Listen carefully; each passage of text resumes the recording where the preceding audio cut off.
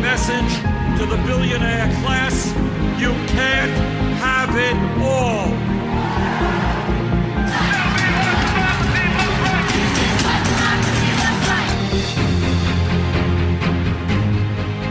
Hello and welcome to The Evolution of Now. I am the co-host, Michael, and with me I have Chris, who is sort of the main host, but I'm introducing today because that's the way we're doing it.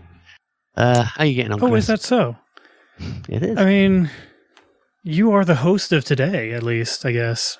I mean, Well, it was in my a sense, topic. we're all co-hosts. Yeah, I suppose. You know. But, I don't know. I've been doing the show now for quite a while, but I still feel like I'm... You're the odd man out. Yeah.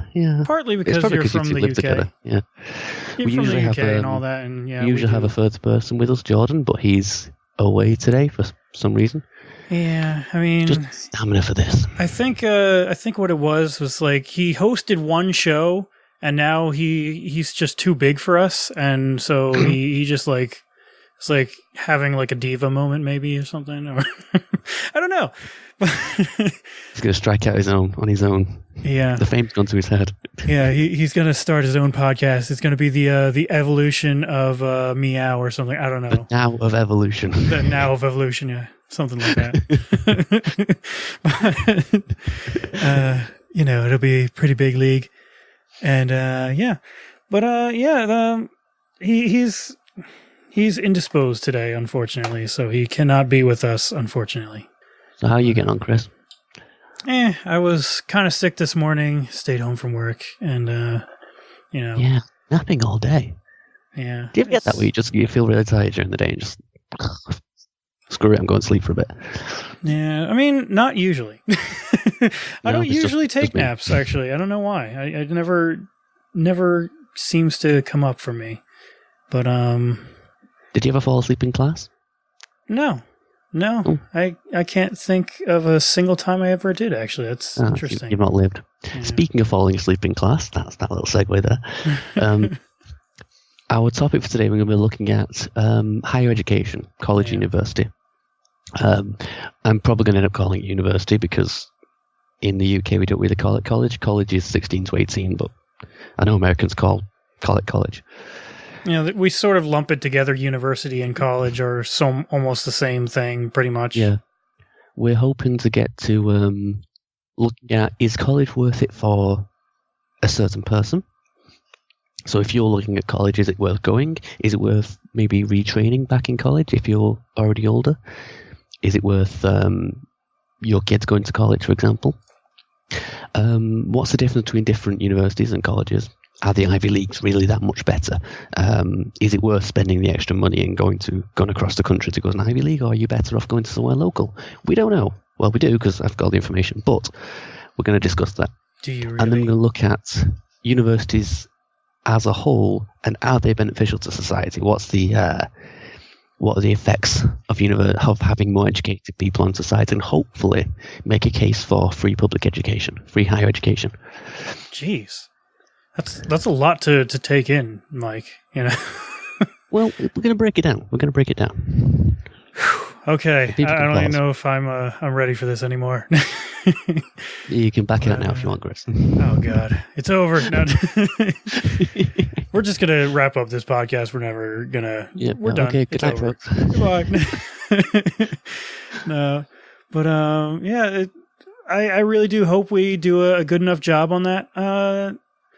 Things to mention for the week, though. Anything in the news like that that's good stuff, piqued yeah. your interest?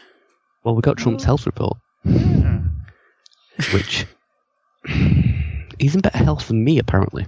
Oh God, it's depressing. Though I was talking to a friend who's a doctor, and I sent him the actual health report thing. He said the health report looks good, much better than you expect at that age, but he's probably got some kind of heart condition because he's on drugs for it, and he's got a very high calcium, which apparently indicates a heart disease. Hmm. And given his diet, that wouldn't surprise me. I mean, But- I don't know what you're talking about, diet. I only have But you Big got- Macs every other day, He got a high score on his cognitive thingy test. Thingy And from test? what I understand, this test looks for mental health conditions. But because he got a high score, he's probably not got a mental health condition. He's just really stupid. Well, that's always good. Yeah. Other news in Trump world was he recently called a number of countries shitholes, and that was a big deal. Yeah, I mean, what was it? A few African nations and Haiti. Haiti, yeah. Probably a few other places, I don't even know. But yeah, he called them all shitholes. Why do we want people coming from these shitholes? We should get people from Norway. Yeah. I think was the quote. Something like that. Christ. And it's interesting. All of the countries that he was talking about, predominantly not white. And the only country that he mentions is one that's predominantly white, like 80 to 90% white. Yeah, so he's had condemnation for that. The Republicans have been, no, he didn't say it. He didn't say it. It's fine. And then all the supporters have been like, yeah, he's right though. They're all shitholes. Yeah, and idiots like the moron. What the hell is his name now? The stupid I forgot his name. I'm just gonna move on because he's not even worth mentioning anymore. But let's just get to the topic. I'm just gonna get really pissed off if we do talk too much about Trump. So yeah, want to get us into this the meat of this topic? All right then. So first we want to do is have a look at, is college worth it for you? So do you have any initial thoughts, Chris? Do you have any, before we look at some facts, do you have any thoughts you might start with? With regards to higher education, I think it's really beneficial in a lot of ways, and it does, I think, transcend just being able to get a career in a certain field. Mm-hmm. But I've watched a few interviews today, and I also even watched a right winger talk about his university worth it, which was really interesting. But I mean, there are some things that do make sense that even they can pick up on at times. Like people are going to university at times for frivolous topics that have really no ability for the person getting the education to actually use it in any meaningful way. And that's understandable. Yeah. Although they usually just go they usually go the opposite direction and just so it's stupid to go to college. You're stupid if you go to college for something. It's just there is some misunderstanding about that as well. There's a big meme that people go to college and do gender studies. When they don't know what gender studies actually is. It's actually a statistics course, gender studies. Yeah, that's the one thing he actually did mention maths too. Degree. Yeah, did it? Oh. Yeah, he mentioned. No, I know somebody did gender studies, and I was like, "Oh, what's that?" So it's a statistics a module they do as part of a maths degree. He mentioned female studies, of course. Oh, you go to college, you can't become a feminist for a career, blah blah. It was like, whatever, dude. Well, it's actually a very maths-based statistics course. Yeah, but yeah. So my first thought, because I'm obviously very pro-education, was actually, of course, college is worth it. But after doing a bit of research, I'm sort of changing my mind a little bit on that. Oh, shit. In terms of the economics, on average, graduates do earn more than non-graduates. I don't think this is a surprise to anyone. Yeah. Depending on what you do, engineers, for example, tend to be between $500,000 and $1 million better off after 20 years, which is really big. Really big jump. If you're doing an arts subject, you might be looking at, it's a 50-50 shot whether you're going to make any return or not, but you're going to pay off the student loans. So the benefits are you're probably going to get a better wage, depending on what you do. And graduates tend to be, where have I got it? I've got it written down here. Yeah, graduates tend to be more politically engaged. They tend to have high levels of literacy. So that's the ability to read, write, and understand language. To go through college without being literate is impossible. Yeah. But there's levels of literally literacy, impossible. So you can read higher level sources and things. Yeah. More politically engaged. It's also correlated with left-wing views. I'm not going to make a point of that, but I'd like more people to have left-wing views. Yeah. The downsides, of course, is it takes a few years when you could be doing something else, and it's kind of expensive these days. And we'd rather it wasn't expensive, but it is. And if you're considering college, this is something you're going to have to think about. Is it worth the money? Yeah. Very interesting. I actually heard earlier today in an interview, I think it was on a Vice podcast. I think that was the one that it was from. But they actually went into some issues with even like engineering degrees. Engineering degrees definitely do start out like paying out a lot more than most other careers will right out of college. However, the way that engineering works is you have to like specify in a specialized kind of engineering. So if that engineering field doesn't work out for you, then you're kind of screwed, you know, in a lot of ways. So there's a bit of a balancing act to do. Depending on what you want to do, there's a bit of a balancing act you've got to take, because if you have a very generalist subject, you're going to struggle to find anything specific to do. You can't compete with someone who's got a very specific degree in that subject. But if you pick a very specialist subject and you can't find something in that subject, you're basically no better off than if you were applying for the same thing 3 years ago. Yeah. So, where have I got it? I've got it written down. There's also a problem of what tends to happen is there'll be a shortage of people in a specific area. And so it'll turn out that that area is paying loads of money. So loads of people go into that subject. Petroleum engineering, for example. Then, of course, they've got too many people in that subject. And so loads of people end up with that degree and they can't really do anything with it because there's too many people now. Yeah. So looking at the job market is useful, but it's not everything. Yeah. Also, dropout rates correlate very highly with how much you want to do the subject you're doing. Doing something for the money, if you don't enjoy it, doesn't tend to work out for people. I'm not saying this always, but most of the time, you're better off doing something you want to do and actually getting through it than you are doing something you don't want to do. Yeah. And probably dropping out, because it's gonna be a lot of stress, and if you don't want to do it, then you're gonna say fuck this. Yeah, I'd say especially like even psychologically, it's when you're doing something you don't want to do. You know, it's a psychological thing where you're never going to be able to put as much effort or time into it as you could with something that you really and you love are far to more do. likely to drop out. I mean, dropping out is the worst case scenario is going through 2 years of uni and dropping out, and then you get like a certificate saying you've done 2 years, but that actually leaves you worse in terms of employability, because what that says is I dropped out. So you take that as an employer compared to some other, at least someone who's got a high school diploma, I think you call them. Yeah. It says, well, they can sit in a class, they did all right in high school, they've just left and now they want a job. If you did 2 years, if you get this certificate saying you dropped out, then that's not the same. Yeah. That's interesting. So if you go, and you've got the debt, so if you go for 2 years, you get basically nothing and the debt. That's the worst case scenario. So you're much better off. You're much better off just going straight into work than you are doing something you don't want to do. Yeah. Just statistically. The other thing is dropout rates tend to correlate negatively with how old you are when you start the course. Older people don't tend to drop out as often.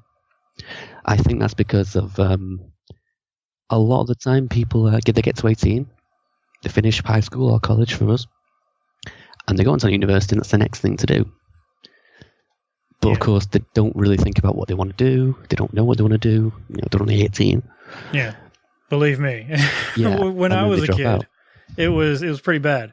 I got out of high school, and then I went right into college, and I was just messing around. I wasn't really like, because it's so like loose. It's much more loose than than high school, where you actually have to attend and everything. I had classes where you never had to show up to class. I wouldn't say pass, do this. so, I mean, not being advising or anything, but my final year of university, I didn't go to any lectures. Yeah. Because they'd upload the material online, so I found it easy to just sit on my own and read through the lecture material. Yeah. Once they do that, in general, go to your lectures, but it worked for me. Yeah. Problem for me, though, was I didn't show up for class, and I did really poorly on the work, so I failed the class.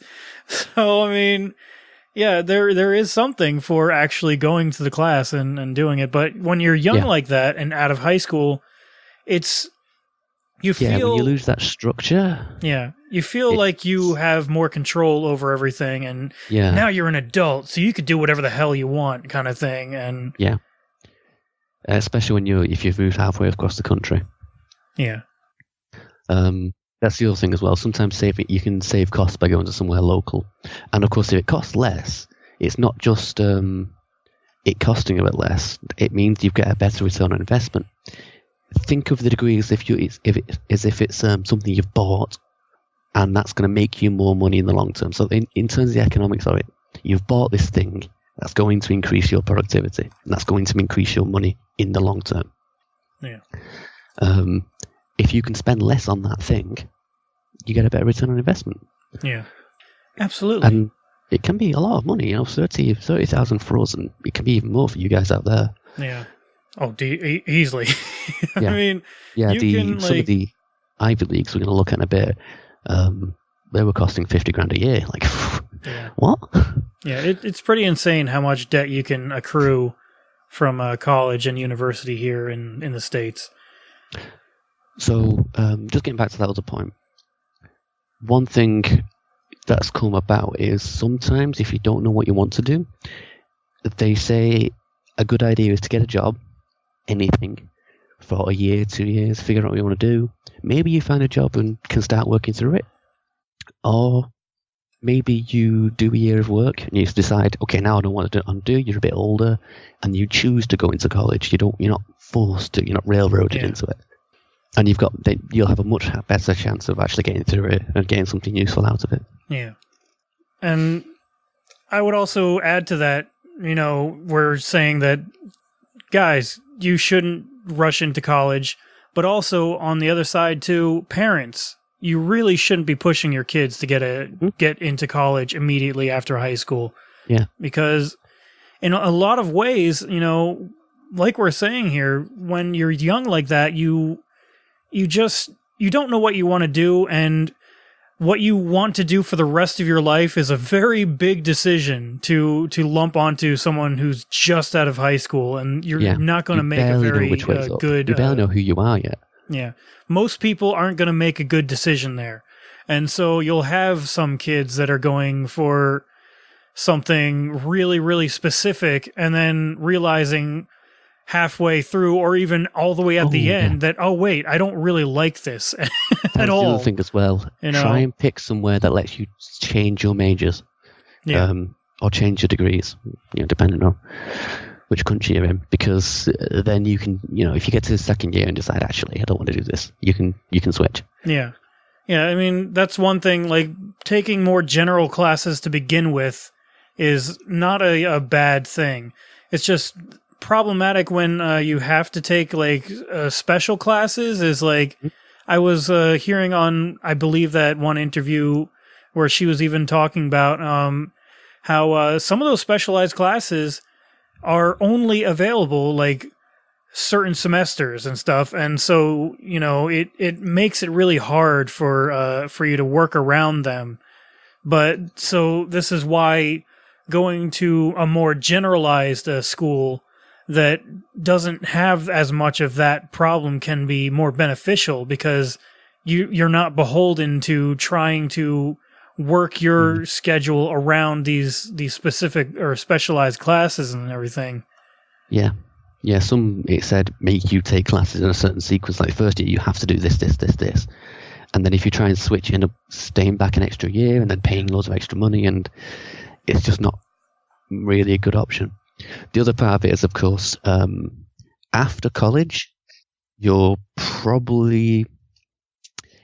The aim for most colleges is to get people into work 6 months after they're finished. ideally you have a job lined up just after you finish, but that doesn't always happen. Yeah. So you need to think about how you're going to support yourself for up to 6 months, potentially without a great job. If sometimes you might be working part-time or with a minimum wage job for a bit. Yeah. And I mean, a college... For poorer students, yeah, you need to be thinking about how you're going to do that, because it might come back to you'll go back to live at home and being supported by your parents for a bit. Yeah. And be aware of a college degree as well, because it's not a guarantee for a job. No matter what the degree is, it's not a guarantee for a job. So, I mean, yeah, you might have to, after school, if you did take something very specialized, you may end up waiting years. If not, sometimes you'll never get a job in those fields. And so that's a risk that you're taking. And this is why you need to really research a little bit more, I think, before you really solidify your full major. Because like one thing also that interview was talking about was sort of like getting through a generalized thing, and then at the closer to the end of the degree, when you have your finger up to the wind, you can potentially find out, oh wait, this specialized career is actually coming up. And then you're planning a year in advance instead of 4 years in advance. Exactly. So it's a lot quicker. You can actually finish school and get right into that career, whereas other people that are going to try and get into there are 4 years out still, at least. And if you can specialize right at the end, it means you've only got to predict the job market next year. You don't have to predict what the job market's going to be doing in 4 years, because technology changes a lot in 4 years. What people have graduated with is going to change in 4 years. It's really difficult to predict, but knowing it's going to be next year, that's actually kind of easy. Yeah, and that's the very smartest way I've heard of doing it, and I wish I could have done something like that. I don't even have a degree at this point, because for the positives, I am a mess of a life, Graduates do tend to earn more and have much better views of politics, are much less, much more socially liberal. Racism scores are generally less, narcissism scores are generally less, more progressive. Yeah. I think is the word. For the most part. And the children of graduates tend to do better as well. They tend to have lower health costs, for example, lower... do better in school, lower crime rates. They tend to have less teenage pregnancy and drug use, that kind of stuff. So even the next generation after will probably do better. Yeah, you put it pretty good. You said the benefits of going to college actually translate onto the next generation. And that's a really interesting point. Because, when your parents are working class and they don't have a college degree or anything like that, you really have no base of knowledge to pull from. Whereas if they do have that, you have that to an advantage for you in a lot of ways, and that can help you attain higher levels of education easier, because your parents can help you, whereas... Because they've been through it. Exactly. Yeah. And so that really does become a very important piece of the puzzle, I think.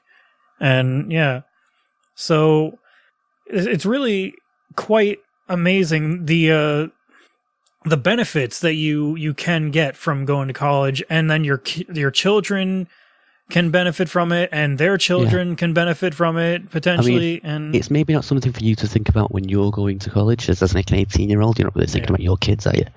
But, maybe not, unless you're already a teenage parent or something. Then you probably will be. Or maybe an adult, Yeah. Maybe you want a better... if you are an adult, maybe you are going to college to try and get a better job so you can support a family. I don't know. Yeah, that's true too. But yeah, I highlighted this actually. I wrote a breakdown for Chris in our little Discord, and I actually highlighted this in terms of the benefits to society and university. But it is something to note that it will benefit your kids as well if you finish college. Yeah, that's just a cool little benefit to it, and I find it very interesting, at least, But yeah, what Go else on. was there to? Yeah, so generally speaking, the worst thing that can happen is to drop out. If you're doing something you don't want to do, you're likely to drop out. If you're going to college for the sake of it, you're probably going to end up dropping out. So if that's the case, just go and get a job. You can always go to college later, so don't be afraid of taking a year out or something. And also, my personal opinion on it is that I think that every kid out of high school should get a job and not go to college right away. I personally don't think it's a good idea, because that gives you a couple years at least to then really like soul search in some way and find out what you actually want to do in life. You know, I think there's an awful lot of people who would benefit from that. Yeah. I got quite lucky. Back in school, I knew what I wanted to do. I wanted to do physics, and I got to 16 and then dropped everything except for maths and physics, and that's just what I did. Then I did physics when I got to 18, then I did physics. I just carried on. I'm still doing physics. Just what I want to do. Lucky you. Yeah, that's just what I do. I got lucky, and the thing I want to do is actually really useful. Yeah. Taking a year out wouldn't have helped me at all. All right. But there are a lot of people who they're not so certain, maybe, or they're not. Yeah, they'd benefit from a year out, you know? Yeah, if you're very on the fence of what you want to do, then definitely don't go to college yet. Yeah. Bear in mind, you are paying $50,000 for this, whatever. It's a big, big, big cost unless you know what you're doing with it. Yeah. And here in the States, that could be $50,000 per year, like we were saying too. Yeah. Yeah. If you don't know what you're doing with it, or you're not sure if you want to, don't. Just take a year off, go get a job, live a little. I've heard even that it could be even beneficial to actually just travel as well. Yeah. Before if you can afford it. Well, yeah, if you can afford it, which I've never been able to afford myself. Yeah, so I think the only other country I've ever been in is Canada. And that's I've been around Europe, but only mostly because it's like right there. So Europe's a 4-hour drive away, so. Yeah, I mean, Canada is a few hours from here too, but you know, whatever. I've really not lived a very exuberant life in that in that respect. I haven't gone anywhere. Oh, Jordan, that's the thing as well. Jordan's going to like fucking like Iceland and stuff, and what a jerk. Yeah, Christ. Yeah. Lucky him. So yeah, that's why. In terms of is college worth it for you? I'm hoping some of this information will help. Maybe your kids want to go to college, or you want to go to college. In terms of mature students, all of this applies the same to mature students. Yeah. That's students who are older who go back to college. Yeah. But dropout rates tend to be a lot lower, and they tend to score higher.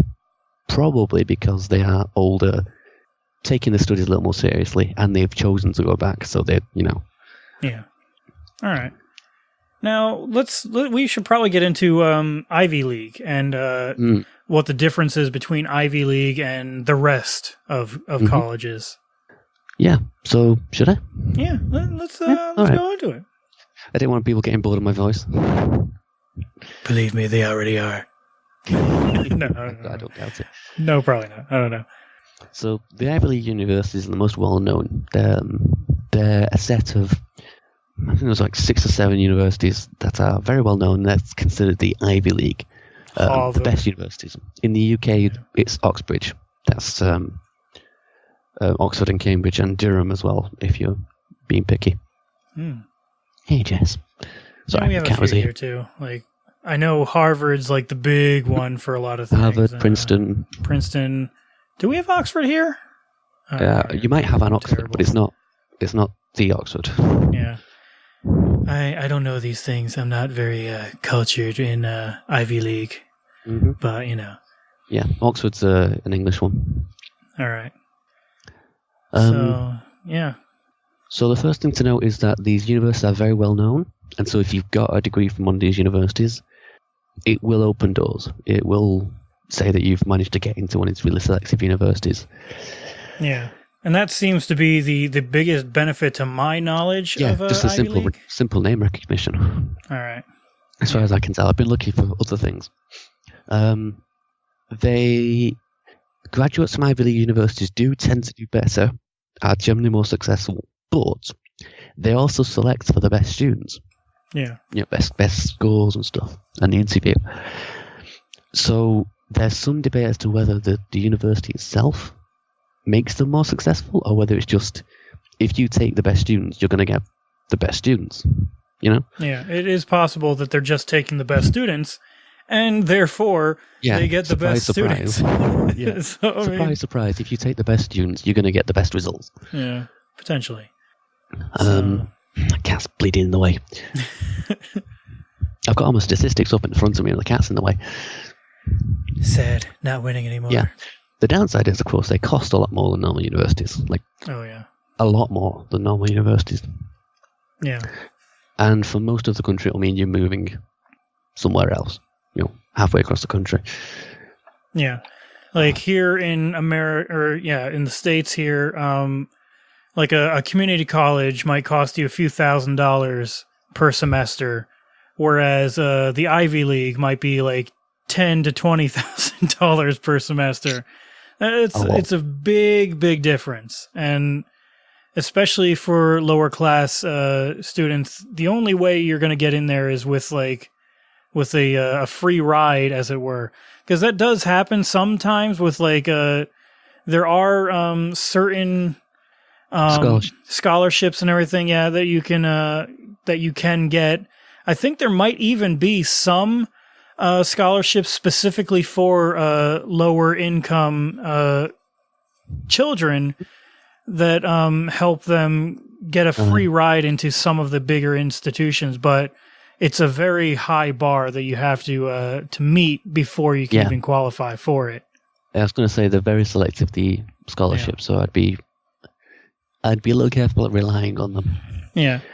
It's an avenue, but it might not work out for you because, they're only going to take a specific number of people, and with thousands of people potentially looking to get that, it's going to be really, really tough. So what came up for me is that it's best to apply for a few, like stick an Ivy League on your applications if you think you can get into one, but then make sure you apply for a few others as well, just because they are so selective. Applying for just Ivy League is risky. Not a good idea. Not good. If you want to go to a university, Yeah. So they're going to cost a lot more. And it's something really interesting I noticed. So, or at least that came up when I was reading about it. A lot of the Ivy Leagues focus a lot on research, because to keep the top spot, they have to put out so much research. Yeah. What that often means is they've got professors who their main focus is research, and they've got to teach. Yeah. So teaching is a secondary thing for them, so they don't actually do as good a job. Potentially, yeah. As if research is your main thing, and you're just made to do this teaching now and then, you're not going to do as much of a job. Yeah, and that so sometimes I think that goes into that specialized course thing, where those types of teachers might only teach a specific course once every every other semester, or maybe every other year even. Who knows? I'm not entirely sure how it works. So it may be very difficult to get those specialized courses, and that's part of the reason why, is because they're focusing more on that research. Glad you brought that up, actually, because what you end up with then is, if you teach the same course every year, you work out eventually where people tend to go wrong. What things do people get stuck on? Yeah. And you can adapt your teaching to better. If you don't teach it very often, you can't really do that.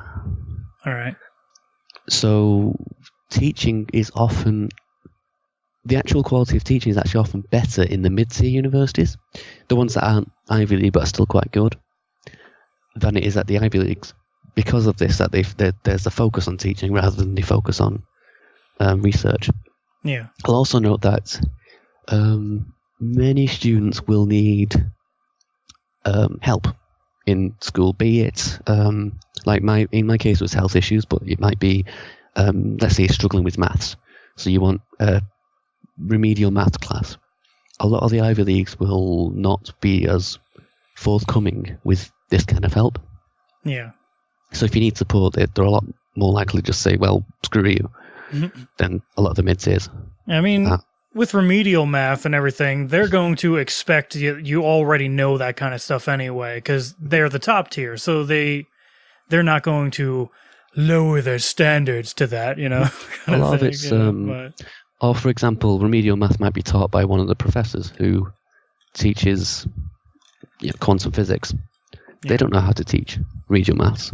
Whereas a mid-tier university, because they've got more people on it, remedial maths, just by the nature of the students, they might hire in a specialist remedial maths teacher who's going to be just better at teaching that, because that's what they do. Makes sense. Or they'll have a PhD student do it they don't have to teach. You know? That's interesting. But, so that's something to note as well. So sometimes the Ivy Leagues are better just because of the name recognition. They do cost a lot more, and oftentimes the teaching is a secondary thing. So it's worth speaking to ex-students or current students, professors. And when I was applying for university, I found if you walk in and do the open day, you get a feel for the place, and you kind of feel if it's right for you. You feel the atmosphere, and you talk to people, and you just get a sense of. I don't know if you know what I mean, but you sort of feel it. Not sure if that makes sense to me, but like different strokes for different folks. That might work for some people. I'm not sure. But overall, though, like what would be your takeaway from it? Like overall, like is Ivy League worth going for in your book? If you have the money to burn and don't mind moving across the country, yes. If money is an issue for you, like it is for like 90% of people, unless you get a scholarship, not really. Because your scores are much more correlated to your success than where you go to university. As long as you go to somewhere that's accredited, getting a good score is the priority, not really where you go. All right. I guess that makes sense. I like it. Well, we'll go with that. But, so, did we go over the societal benefits? I mean, we kind of did briefly, a little bit. We touched it, yeah. Did you want to go in a little bit deeper on that? You can do. So, we've looked at your university benefits from like a person's perspective, but I want to look at a bit about how universities are a benefit for everyone. No surprises here. I'm for free college for everyone, and what I want to do is make a case for free university, free higher education. So I'm assuming you agree with that one, Chris. How already? Dare you, Michael? I know. You socialist. No. So yeah, I'm definitely totally for free college and higher education for people. Absolutely. So what you find is that if you make college free, college attendance rates do go up and dropout rates do go up, just because there are some people that will go to college because that's the thing they do, and if money's not a barrier, that's the thing. But you have more graduates, so that's something to consider. Graduates on average will give $119,000 more taxes to the economy than a non-graduate. So every graduate you get is a massive boost to your tax income. Yeah. And of course, if they're earning more, it's a big boost to the economy in general, which you find to be quite true. So countries with more graduates and more education tend to have much better economies, just because they've got more educated people with much higher tech industries, paying more, and a highly educated populace is a draw for businesses on its own. Yeah. What I found was there's a huge disparity between richer kids, advantaged kids, and disadvantaged kids in terms of going to university. About 45% of advantaged young people go to university. Advantaged. I can't say that. It sounds good. 17% of disadvantaged young people do. It's like a almost 30-point gap there. Yeah. Making college free would close that a little bit. Yeah. Which means, less inequality. And it's sort of self-perpetuating because people who are advantaged go to university, get the better jobs, and stay advantaged, and then their kids are more advantaged. Yeah. People who are disadvantaged don't go to university, don't get as good a job, and stay disadvantaged, if you know what I mean.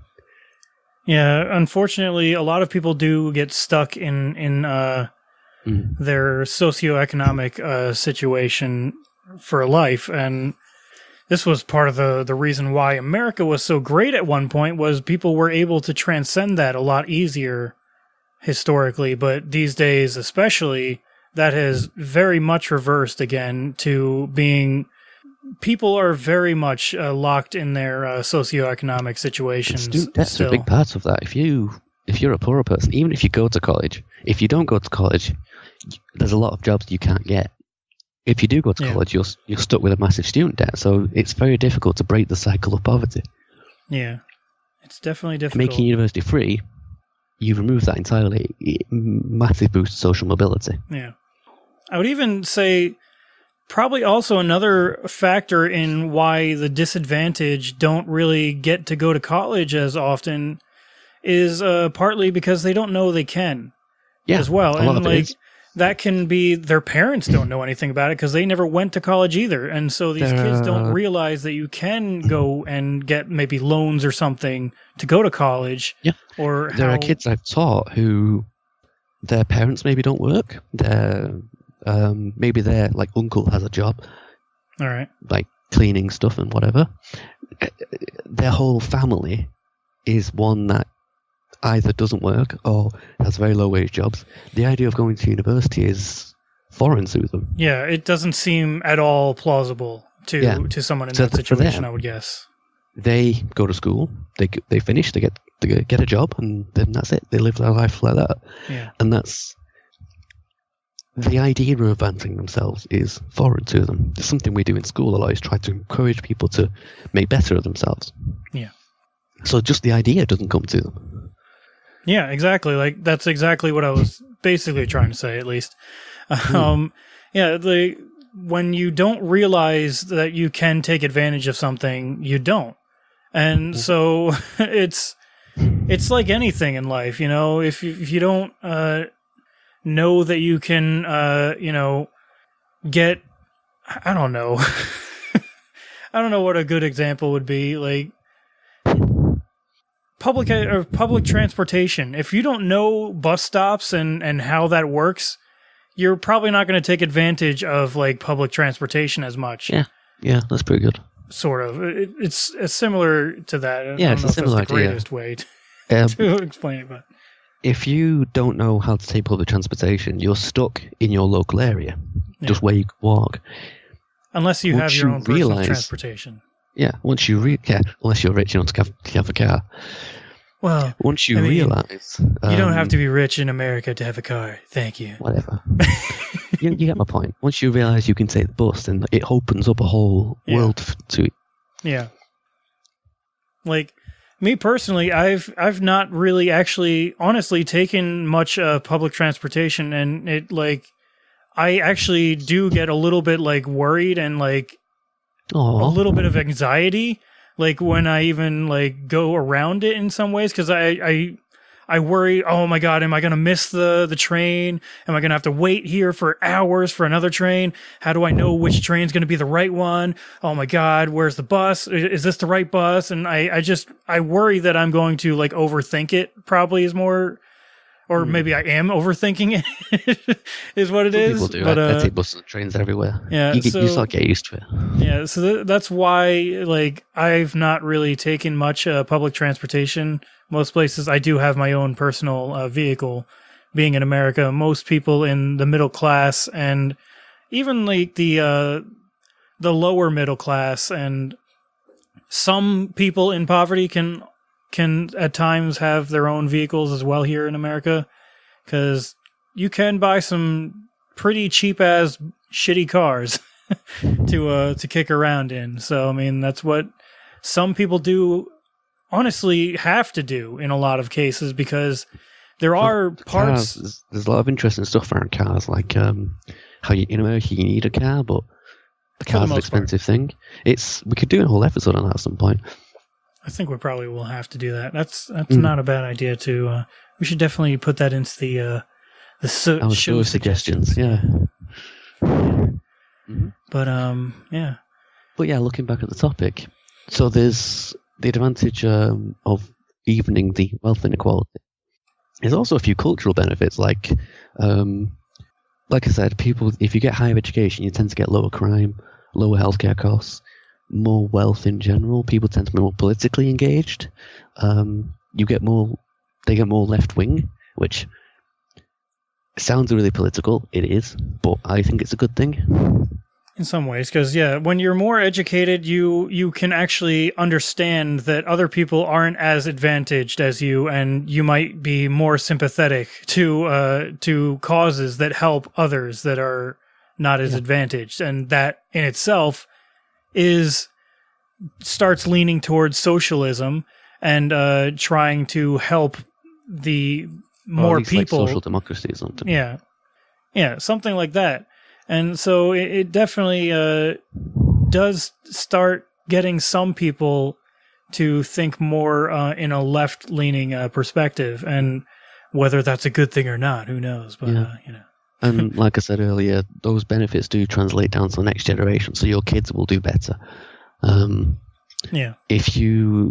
way to reduce problems in childhood is to educate the parents. Yeah. Or the potential parents. Yeah. It's an indirect way of helping kids out. Yeah, like you said, like if the parents are educated, then that actually works its way down to the next generation. Because, the parents can help the children learn. And, like, if your parents don't even have a high school degree or something like that, it's going to be even harder for you to even get through just high school. Because, your parents never, valued it in their lives for whatever reason. And if your parents are working 2 jobs, they've got not got time. Yeah, exactly, that too. But also, like, you as the child look up to your parents, and so you kind of mirror what they do, and you realize they didn't go to college, they just went right to work, and that can, in some people, get them to think, I don't need schooling. I'll just drop out and get a job. And I'm not necessarily saying that it's a terrible thing to not get an education, but like, it is helpful in a lot of ways. If you have the opportunity to get the education, I would hope you'd get it, but that doesn't necessarily mean you should, I suppose. I don't know. So do we have any thoughts on this, or? Yeah, I mean, it's very obviously you think we should make college free. Yeah. The advantages to society are pretty large. Yeah, so whereas for you personally, it's sort of a mixed bag. Do you want to go to college or not? Well, it depends on a lot of things. For society as a whole, more people going to college is definitely a good thing. Yeah. As a whole for the society in a number of ways. However, if you're going to college for certain degrees, you may not be able to expect a meaningful career out of it, depending on the job field coming out and how specialized the field is in itself and everything. So that is something that you definitely have to balance with it. And there's the question of do you do something you love to do, even if it's not likely to get you a job? I mean, if you can afford to.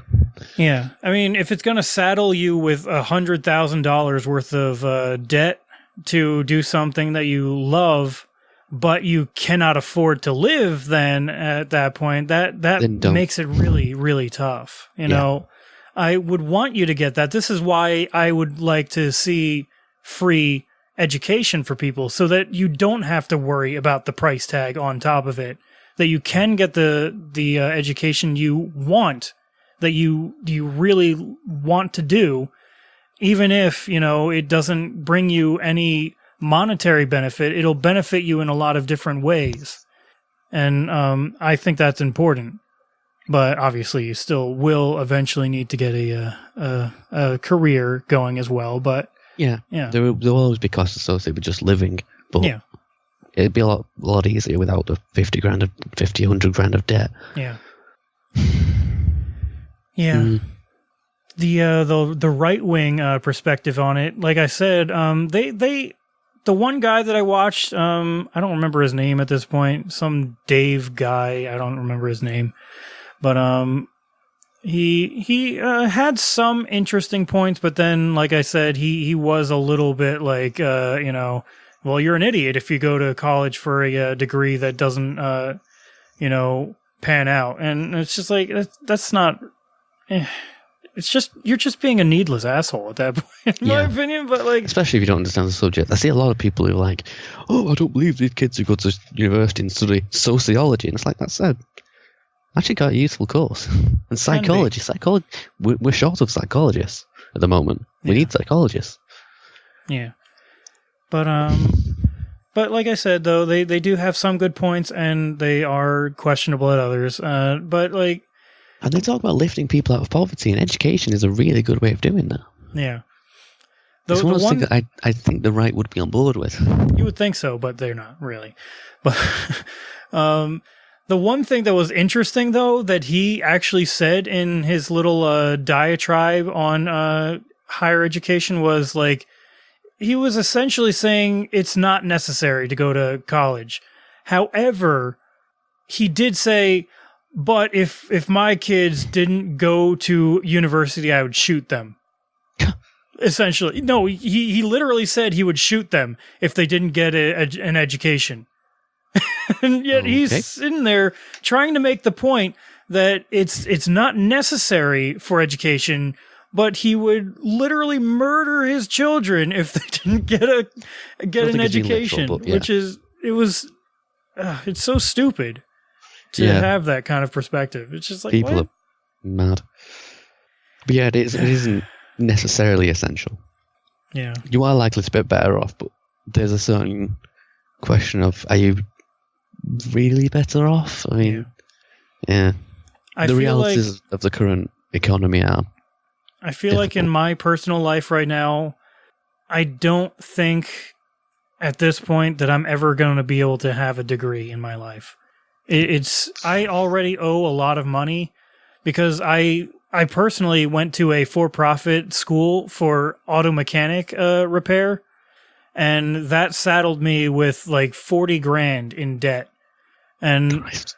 I'm nowhere. I've taken some college, but I'm not even close, I don't think, to an associate's degree in anything, which is only a 2-year degree. And so, I mean, I was taking remedial courses to bring my skills up with math, and I did go through the English courses, like 101 and 102, I think.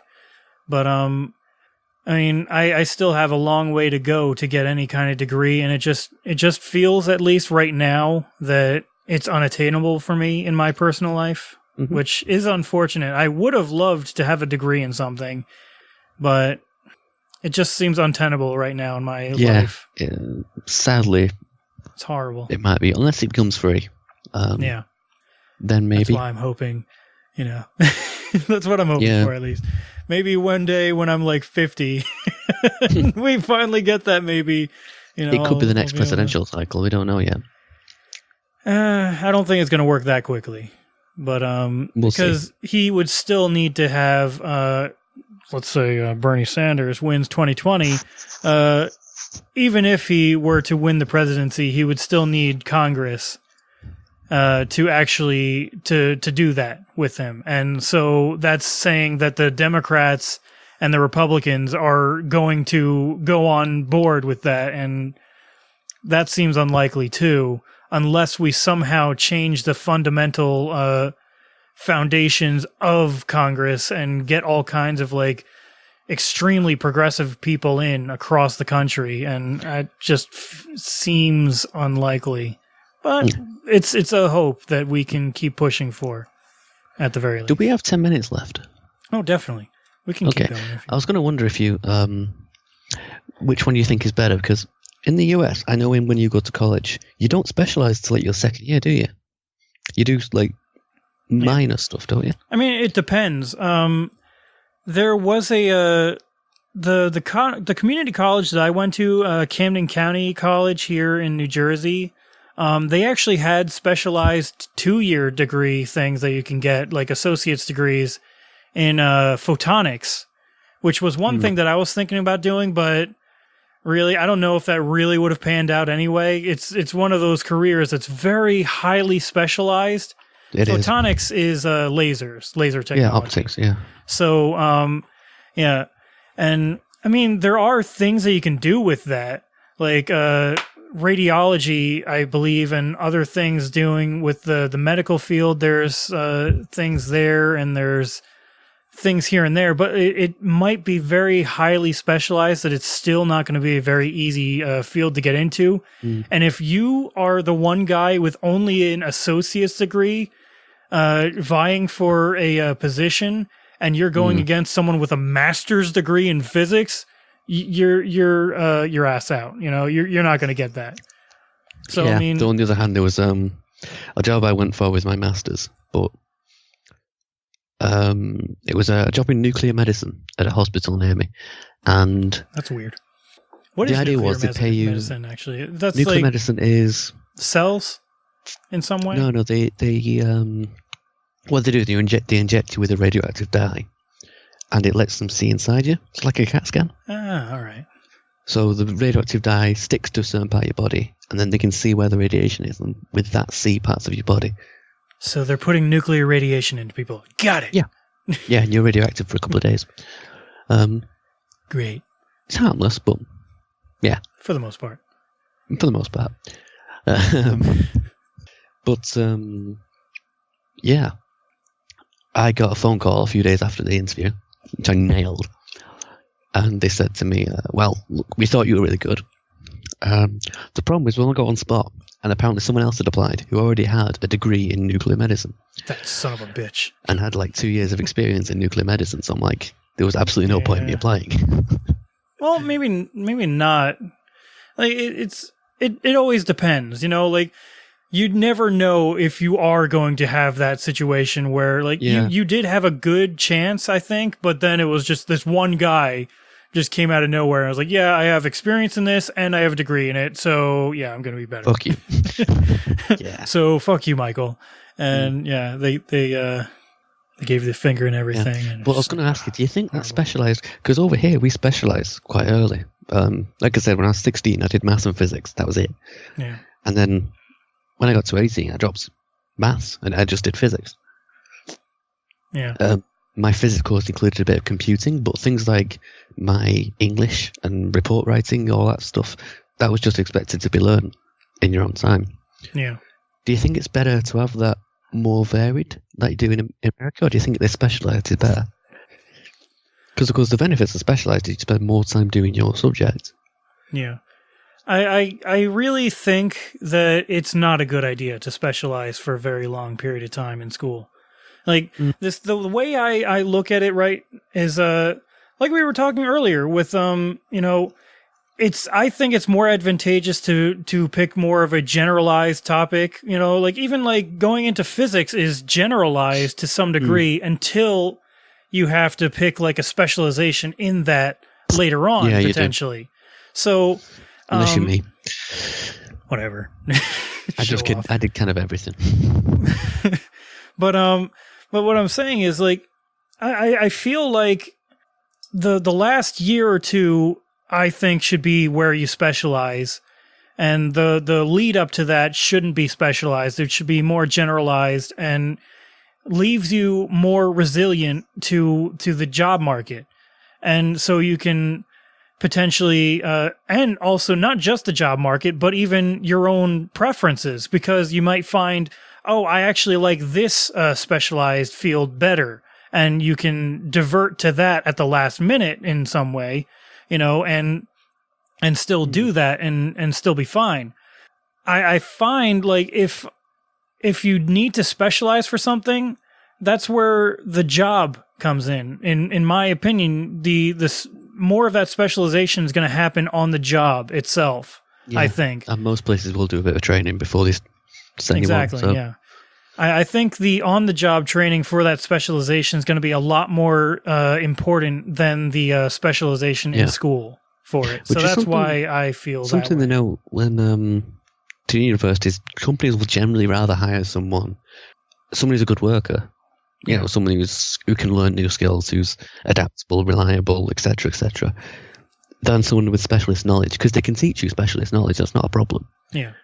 That's the whole point. Is you're going into a field or a career to specialize in it, and which is something I forgot to mention. Actually, make sure when you're doing university, do some extracurricular stuff. Whether it's have a part-time job for a couple of years or doing clubs and things, because that's extracurricular activities will be what gets you a job. Yeah, that's actually like, I think it's almost mandatory at this point for a lot of kids, and it is. I find that a little bit of an issue personally, but like I get where it's coming from, but the problem I see with it is like when we have to, like when we push children that are in high school, okay, you have to have 5 extracurricular activities, you have to do all these things, and you're just sort of like making them, you're making them check boxes, and you're like making them like run around with their hair on fire all the time, trying to do, okay, did I do enough extracurricular? No, I need another one. Okay, oh God, what do I do now? And like it just makes them like a mess. It's going to stress them out and make things worse for them in the long run, I think. So I mean, I personally don't like it when we're trying to push children into extracurricular activities, especially with the lower grades like that. Maybe when you're in college, it might be more incentivized to become more active in extracurricular it makes you a more well-rounded person. Yeah. It's just I worry about the stress levels of those kids, because we all know when we're teenagers, we are being hit by so many things at once. The trick I'd say to people is, when you're thinking about extracurricular activities, consider the amount of stress you're going to be under, and try to make at least something you do a stress reliever. Do a sport, or archery, for example, is something I did for a while, and it's relaxing. At the same time, it's something I can talk about, but it's also relaxing, you know? Yeah. It's just sometimes that extracurricular, like maybe you can't find an extracurricular that actually relaxes you either. So, I mean, it's tough, you know, and it is. I think we put the kids under too much pressure in that way, and that's why I worry about that. Holding a part-time job through your entire degree is a massive bonus for a CV. Yeah. Because it means, you know, you're reliable. You can hold the same job for a long time. You come in on time every day. You've been working. You know how a business works. You know all this stuff.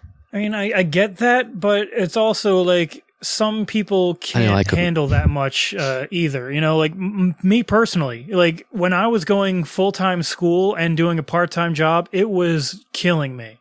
It was a lot, you know. I was doing full-time school. Support it. Yeah.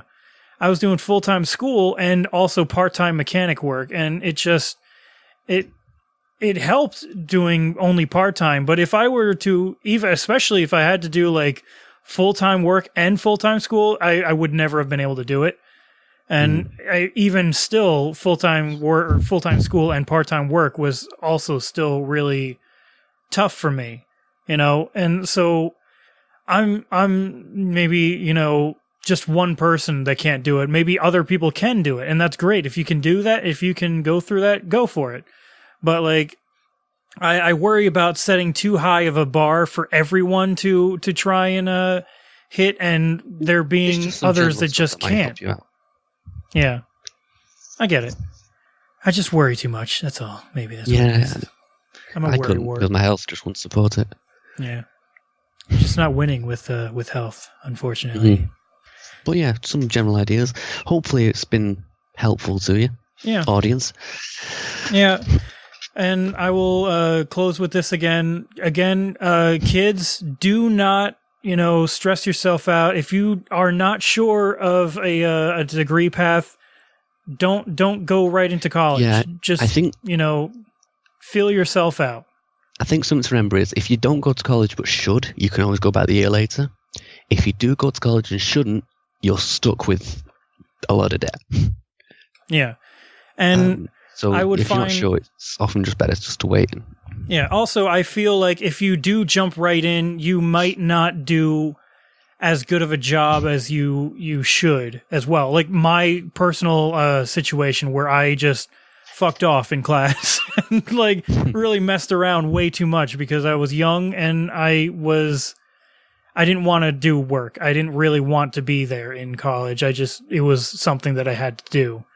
But also on the flip side again, like I said earlier, parents, please don't pressure your kids into going straight out of high school into college. If it's not the end of the world. If you don't get into college straight after you, it's not the end of the world. They can get there eventually. Just do not pressure them into it because that's just going to put more undue stress on them. And like I said, kids at that age are going through so much stress in so many different ways, like obviously, you're just getting old enough to really think about sex and everything. And those hormones are like going through your mind at all times.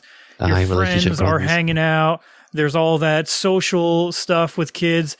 And then there's all the education stuff now. And then also like potentially having to hold a job and be responsible in that regard and be responsible with money and all these things. It's just, there's so much hitting these kids all at once. It's going to break some kids, So, if you want to go to college, don't feel it's pointless because it might help you. Probably will help you out. It's definitely helpful in a lot of ways. Mm-hmm. But with that, guys, thank you so much for joining us. And I like we said, I keep on going back to things. I hope it's been helpful for you guys. You can definitely get in touch with us if there's anything that we've missed that you would like us to cover, or if you even like want to share your own experience with college with us. You can get in touch with us over our email at theevolutionofnow@gmail.com. You can even send us a message on Facebook at facebook.com/theevolutionofnow. We also have a Discord open. For anyone that wants to, we can talk to us there too on these issues, and we can have an interaction on there if you guys want. The link to that will be in the description of this.